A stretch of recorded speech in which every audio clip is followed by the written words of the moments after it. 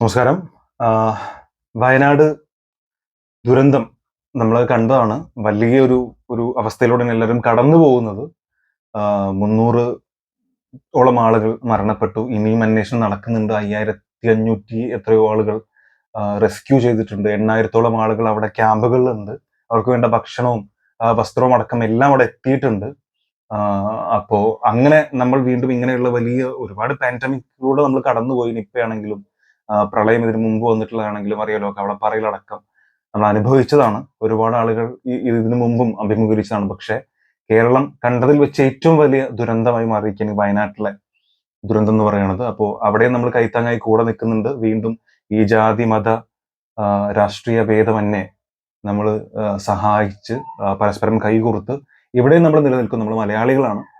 നമ്മൾ ഇത്തരത്തിൽ തന്നെ ഇതിനെ വീണ്ടും മുന്നോട്ട് കൈത്താങ്ങായിട്ടുണ്ടാവും.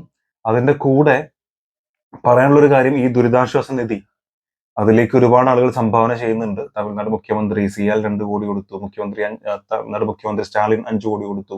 പ്ലസ് ചിയാൻ വിക്രം 20 കോടി കൊടുത്തു. തുടങ്ങി ഒരുപാട് ആളുകൾ, ഒരുപാട് നടീനടന്മാരും വലിയ പണക്കാരായിട്ടുള്ളവരും സാധാരണക്കാരും ഒക്കെ ഇതിലേക്ക് പണം നൽകുന്നുണ്ട്. അതിൽ കുറച്ച് ആളുകൾ മാത്രം ഇതിനെ തെറ്റായി ചിത്രീകരിക്കാൻ ശ്രമിക്കുന്നുണ്ട്.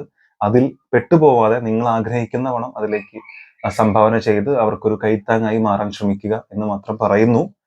കൂടാതെ കുറെ അപ്ഡേറ്റുകൾ പറയാനുണ്ട് ആക്ച്വലി. പക്ഷെ അതൊന്നും നമ്മളൊരു വീഡിയോ ആയിട്ട് ചെയ്തിട്ടില്ല. ഈ ഒരു അവസ്ഥയിൽ അങ്ങനെയൊന്നും നമ്മൾ 2 ദിവസമായിട്ട് ഇങ്ങനത്തെ ഒരു വീഡിയോസ് നമ്മൾ അപ്ലോഡ് ചെയ്തിട്ടില്ല.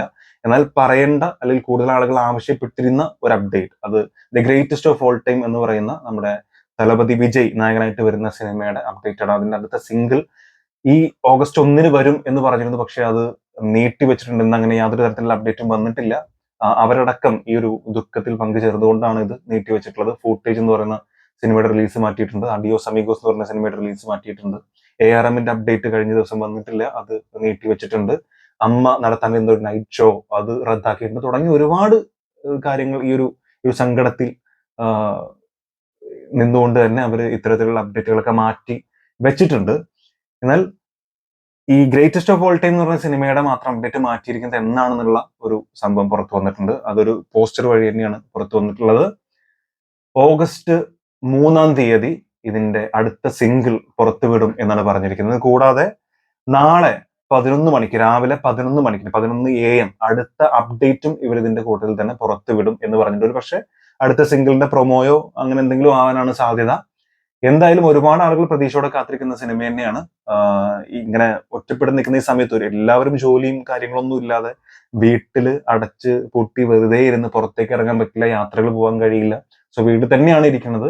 ഇങ്ങനത്തെ സിറ്റുവേഷനിൽ കഴിഞ്ഞ പ്രാവശ്യം ഈ പ്രളയമൊക്കെ വന്ന സമയത്ത് ഒരുപാട് ആളുകൾ മാനസിക പിരിമുറുക്കങ്ങൾ ഉണ്ടാവുകയും അങ്ങനെയുള്ള ആളുകളുണ്ട്. നമുക്കത് അറിയാത്തതുകൊണ്ട് നമ്മൾ കണ്ടിട്ടില്ലേ, ഈ ബെന്യാമിൻ പറഞ്ഞ പോലെ നമ്മൾ കേട്ടിട്ടില്ലാത്തതൊക്കെ നമുക്ക് വെറും കെട്ടുകഥകളാണെന്ന് പറഞ്ഞിട്ടില്ലേ. അപ്പോ അത്തരത്തിൽ നമുക്ക് കുഴപ്പമൊന്നുമില്ല, നമ്മൾ വളരെ ഹാപ്പി ആയിട്ട് നിൽക്കുന്നുണ്ടെങ്കിൽ, ഹാപ്പി എന്ന് ഞാൻ പറഞ്ഞത് ആ കേട്ട വാർത്തയിൽ സങ്കടം ഇല്ലാഞ്ഞിട്ടല്ല, എന്നാൽ നമുക്ക് വേറെ മാനസിക പിരിമുറുക്കങ്ങളൊന്നും ഇല്ലാതെ നമ്മൾ സുഖമായിട്ട് വീട്ടിൽ കടന്നുറങ്ങുകയും ഭക്ഷണം കഴിക്കുകയൊക്കെ ചെയ്യുന്നുണ്ടെങ്കിൽ അതിനൊന്നും സാധിക്കാതെ 2-3 ദിവസം ആകുമ്പോൾ തന്നെ വളരെയധികം ബുദ്ധിമുട്ടുന്ന ആളുകളുണ്ട്. ഇനി എത്ര ദിവസത്തേക്ക് ഇത് നീളും നമുക്കറിയില്ല. ഇപ്പോഴും സ്കൂളുകളില്ല, കുട്ടികളൊക്കെ വീട്ടിൽ തന്നെയാണ് ഇരിക്കുന്നത്. ഈ പണ്ട് വന്ന പോലെ കുറച്ച് ദിവസങ്ങളാണെന്നുണ്ടെങ്കിൽ നമുക്കിത് രസകരമായിട്ട് ചിലപ്പോൾ കടന്നു പോയേക്കാം. പക്ഷെ നീണ്ടു കഴിഞ്ഞാൽ അത് വലിയൊരു ബുദ്ധിമുട്ടിലേക്ക്, വലിയൊരു പ്രശ്നത്തിലേക്ക് പോകും. സോ ഈ സിനിമ വഴിയൊക്കെ ഒരുപാട് സന്തോഷം കണ്ടെത്തുന്ന ആളുകളുണ്ട്. OTTയിൽ ഇറങ്ങിയിട്ടുള്ള പല സിനിമകളും കണ്ട് സമയം കളയുന്നവരുണ്ട്.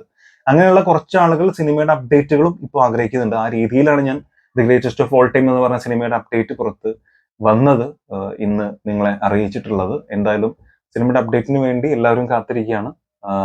ആ കൂട്ടത്തിൽ വീണ്ടും മറന്നു പോവാതിരിക്കേണ്ട ഒരു കാര്യം എന്ന് പറയുന്നത്, ഒരുപാട് പേർ ഈ വയനാട്ടിൽ ദുരന്തം അനുഭവിക്കുന്ന ഒരുപാട് പേർ അവിടുന്ന് ഒരുപാട് വീടുകളിലേക്ക് വിരുന്ന് പാർക്കാൻ പോയിട്ട് രക്ഷപ്പെട്ടിട്ടുള്ള ആളുകളുണ്ട്. അതുപോലെ ഒരുപാട് ആളുകൾ അവിടേക്ക് വിരുന്ന് പാർക്കാൻ പോയി ഈ മരണപ്പെട്ടു പോയിട്ടുള്ള ആളുകളുണ്ട്, ഒറ്റപ്പെട്ടു പോയിട്ടുള്ള ആളുകളുണ്ട്.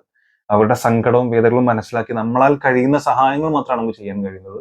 അവർക്ക് ആവശ്യമായ ഡിറ്റർജൻസോ മരുന്നുകളോ, അതുപോലെ ഇന്ന് മാനസികമായിട്ട് ഒരുപാട് കഷ്ടപ്പെടുന്ന ആളുകൾക്ക് ഒരുപാട് എന്താ പറയുക, സൈക്കോളജിസ്റ്റുകളെയും അടക്കം അവിടെ തേടുന്നുണ്ട്. ഡോക്ടേഴ്സിന് അവിടെ ആവശ്യമുണ്ട്. അങ്ങനെയൊക്കെയാണ് ഇപ്പൊ അവിടെ ആവശ്യമുള്ളത്. അതല്ല, ഭക്ഷണവും കാര്യങ്ങളൊക്കെ ഒരുപാട് അവിടെ എത്തിയിട്ടുണ്ട്. അതല്ലാതെ ആവശ്യമുള്ളത് പണമാണ് ഏറ്റവും പ്രധാനമായിട്ട് അവിടെ ആവശ്യമുള്ളത്. അവരെ സഹായിക്കാൻ വേണ്ട സാധനങ്ങൾ മേടിക്കാനും അവർക്ക് മുന്നോട്ടുള്ള ഒരു ആവശ്യങ്ങൾക്ക് വേണ്ടി അവർക്ക് എന്തെങ്കിലും സഹായം നൽകാനൊക്കെയാണ് ഈ ദുരിതാശ്വാസ നിധിയുള്ളത്. അതിനെ വീണ്ടും ഓർമ്മപ്പെടുത്താനുള്ളത്, തെറ്റിദ്ധരിപ്പിക്കുന്ന ഒരുപാട് മെസ്സേജുകളുണ്ട്.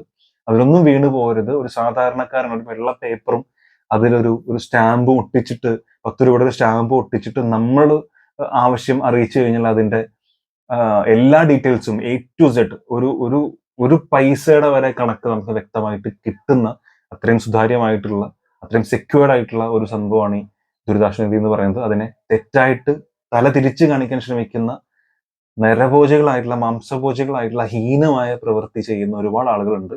അറിയില്ലെങ്കിൽ മിണ്ടാതിരിക്കുക, ഉള്ളവർ ചെയ്യട്ടെ എന്ന് മാത്രമാണ് ഈ ഒരു അവസരത്തിൽ വീണ്ടും ഓർമ്മിപ്പിക്കാനുള്ളത്. സോ ഇത്രേ ഉള്ളൂ. നമുക്ക് വഴിയെ കാണാം.